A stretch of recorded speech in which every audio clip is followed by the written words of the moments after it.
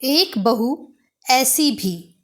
रामलाल जी अपनी पत्नी के साथ अपनी रिटायर्ड जिंदगी बहुत हंसी खुशी गुजार रहे थे। उनके तीनों बेटे अलग अलग शहरों में अपने अपने परिवारों के साथ उनसे अलग रहते थे।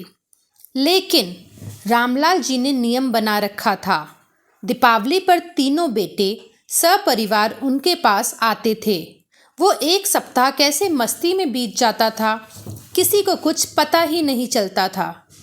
कैसे क्या हुआ, उनकी खुशियों को जैसे नज़र ही लग गई। अचानक राधा जी को दिल का दौरा पड़ा। एक झटके में उनकी सारी खुशियां बिखर गईं। तीनों बेटे दुखद समाचार पाकर दौड़े आए। उनके सब क्रियाक्रम के बाद सब शाम को एकत्रित हो गए। बड़ी बहू ने बात उठाई, बाबूजी, अब आप यहाँ अकेले कैसे रह पाएंगे? आप हमारे साथ चलिए।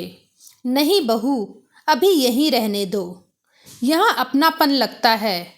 बच्चों की गृहस्थी में कहते कहते वो चुप से हो गए। बड़ा बेटा कुछ बोलने को हुआ, पर उन्होंने हाथ के इशारे से उसे चुप करा दिया। बच्चों, अब तुम लोगों की माँ हम सबको छोड़कर हमेशा के लिए जा चुकी है। उनकी कुछ चीज़ें हैं, वो तुम लोग आपस में बांट लो। हमसे अब उनकी साथ संभाल नहीं हो पाएगी।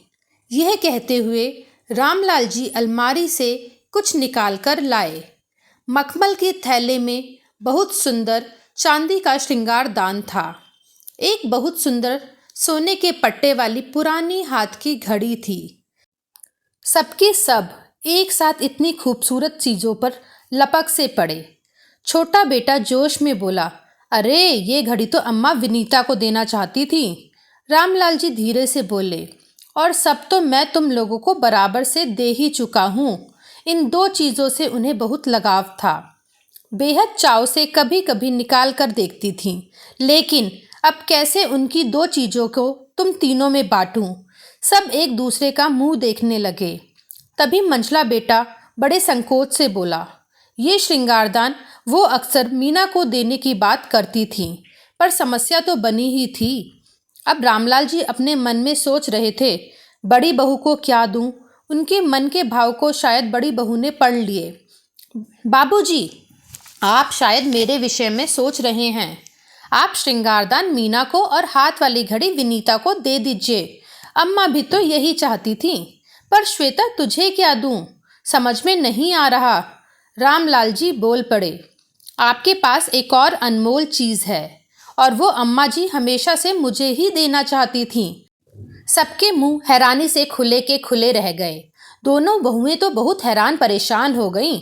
अब कौन सा बेशकीमती पिटारा खुलेगा? सबकी हैरानी और परेशानी को भाप कर बड़ी बहू मुस्कुराते हुए बोली, वो सबसे अनमोल तो आप स्वयं हैं बाबूजी। पिछली बार अम्मा जी ने मुझसे कह दिया था, मेरे बाद बाबूजी की देखरेख तेरे जिम्मे। बस अब आप इनकी इच्छा का पालन करें और हमारे साथ चलें इसी वक्त, वो भी बिना देर किए।